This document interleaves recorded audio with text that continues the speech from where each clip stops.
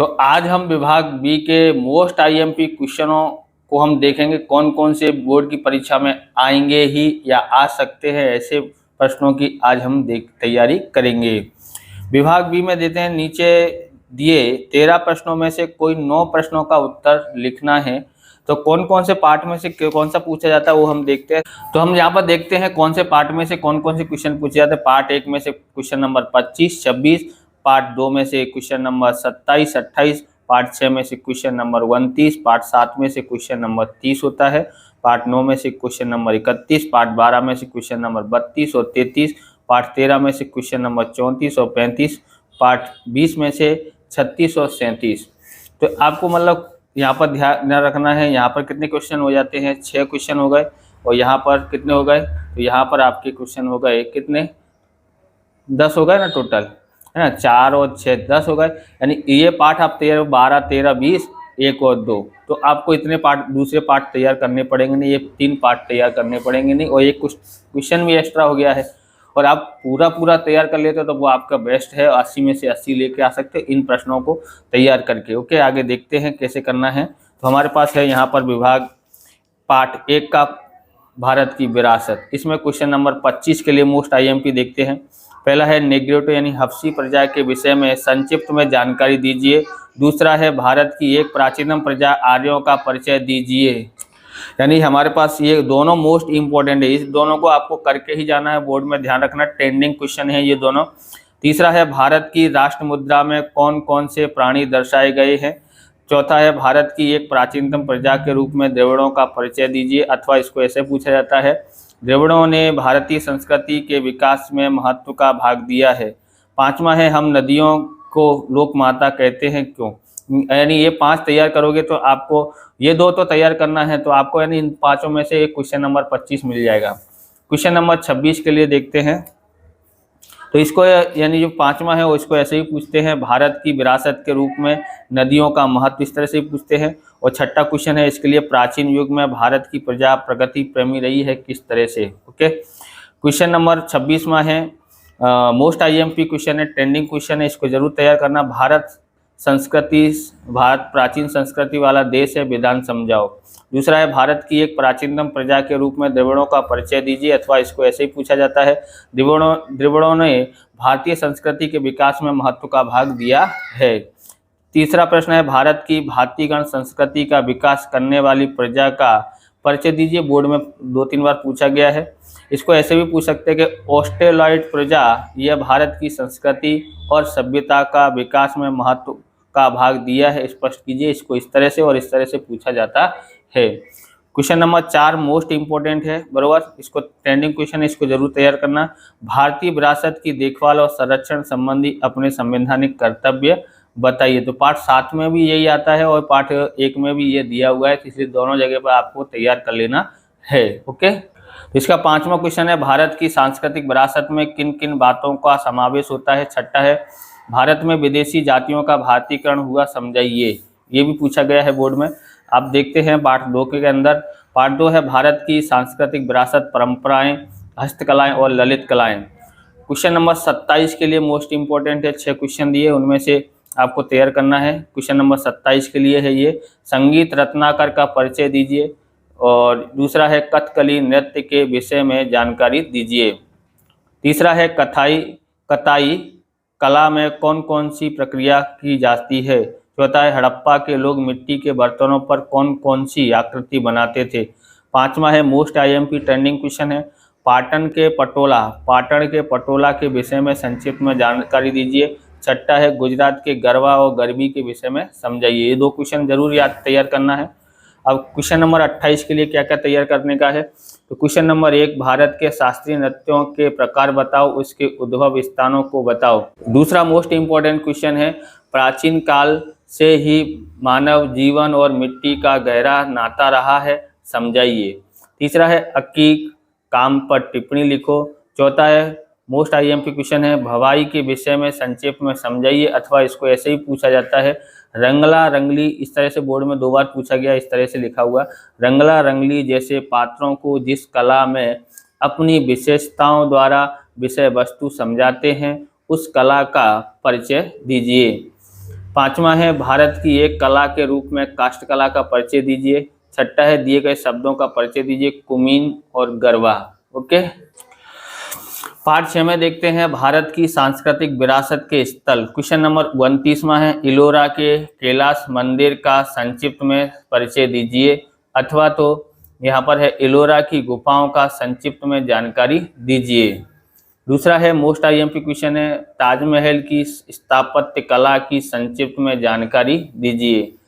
तीसरा है एलिफेंटा की गुफाओं के विषय में संक्षिप्त में जानकारी दीजिए। चौथा है गोवा के देवल पर टिप्पणी लिखिए। पांचवा है कोणार्क के सूर्य मंदिर के विषय में लिखो। ये मोस्ट आईएमपी है, इसको भी ध्यान में रखना है। अथवा इसको ऐसे पूछा जाता है कोणार्क का सूर्य मंदिर काला पैगोड़ा कहलाता है, विधान समझाइए। छठा है कुतुब मीनार पर टिप्पणी लिखें। सातवां है प्राचीन समय से भारत तीर्थभूमि रहा है, विधान समझाओ। अथवा इसे भी पूछा जाता है भारत में आए तीर्थ स्थानों का परिचय दीजिए। आठवां अहमदाबाद में स्थित सांस्कृतिक विरासत के स्थलों की सूची बनाइए।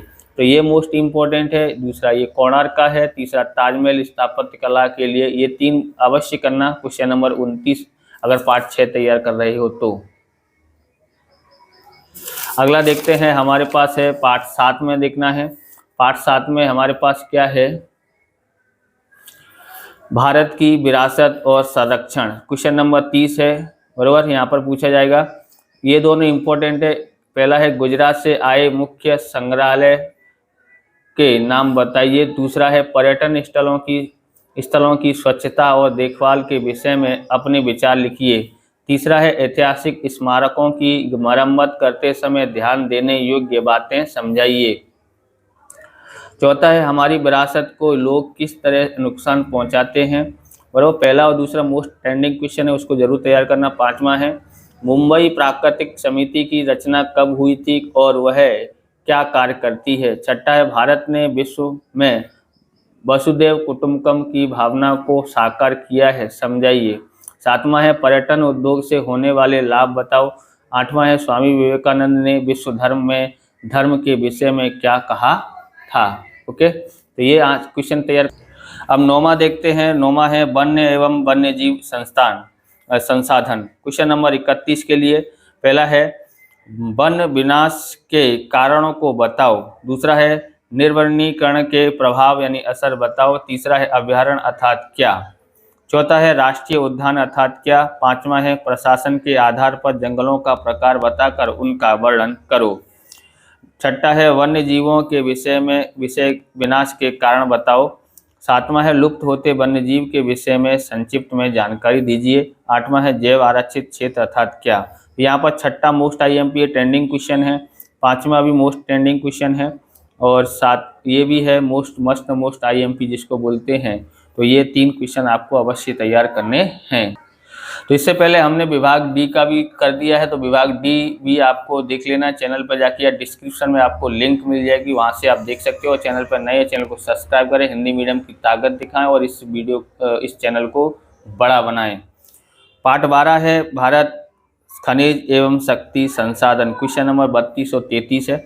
32 के लिए देखते हैं पहला क्वेश्चन मोस्ट आईएमपी ट्रेंडिंग है, जिसको बोलते हैं मोस्ट आईएमपी। पहला है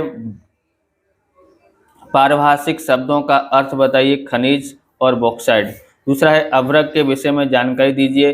तीसरा है मैंगनीज का उपयोग बताओ। चौथा है कोयले के उपयोग बताओ। पांचवा भी मोस्ट आईएमपी है, इसको भी ध्यान रखना, ये तीसरा भी मोस्ट आईएमपी है। तांबा की उपयोगिता और गुणधर्म बताओ। छठा है आज बिन परंपरागत ऊर्जा शक्ति का उपयोग क्यों बढ़ रहा है। क्वेश्चन नंबर 33 तैयार करना चाहते हैं तो उसके लिए कौन कौन से क्वेश्चन तैयार करना है। पहला चूने के पत्थर का उपयोग लिखो। दूसरा है आधुनिक युग को खनिज युग कहते हैं क्यों। तीसरा है धातुमय खनिजों का वर्गीकरण करो। ये मोस्ट आईएमपी है, पहला मोस्ट आईएमपी है, बराबर। चौथा है लोहे के प्रकार बताकर उसके प्राप्ति स्थान बताओ। पांचवा है बायोगैस पर टिप्पणी लिखो। और छठा है अंतर लिखो प्राकृतिक गैस और बायोगैस यानी गोबर गैस भी बोलते हैं। छठा भी मोस्ट इंपॉर्टेंट क्वेश्चन है। ओके, अगला देखते हैं हमारे पास अगला कौन सा है। तो पार्ट 13 है उत्पादन उद्योग। पहला क्वेश्चन मोस्ट इंपॉर्टेंट है, मुझे पहचानो सनराइज इंडस्ट्री, दूसरा है पूर्व का मानचेस्टर, दूसरा है उद्योग का महत्व क्या है समझाइए। तीसरा भी मोस्ट इम्पोर्टेंट है, औद्योगिक प्रदूषण के विषय में जानकारी दीजिए। चौथा है औद्योगिक प्रदूषण के विषय में जानकारी दीजिए। दोनों लिख गए हैं, सॉरी एक ही है, दोनों बराबर। चौथा है सीमेंट बनाने के लिए कच्चे माल के नाम बताओ। पांचवा है, इसको काट देना, एक ही क्वेश्चन है। पांचवा है, भारत में जहाज निर्माण के मुख्य केंद्र कितने हैं, कौन कौन से हैं। छठा मोस्ट आईएमपी है, पर्यावरणीय अतिक्रमण अर्थात क्या। 35वां क्वेश्चन के लिए हम लोग देखते हैं। तो पहला क्वेश्चन मोस्ट आईएमपी है, भारत के रासायनिक उद्योगों की जानकारी दीजिए। दूसरा भी मोस्ट आईएमपी है, सूती कपड़ा उद्योग के सामने चुनौतियां बताइए।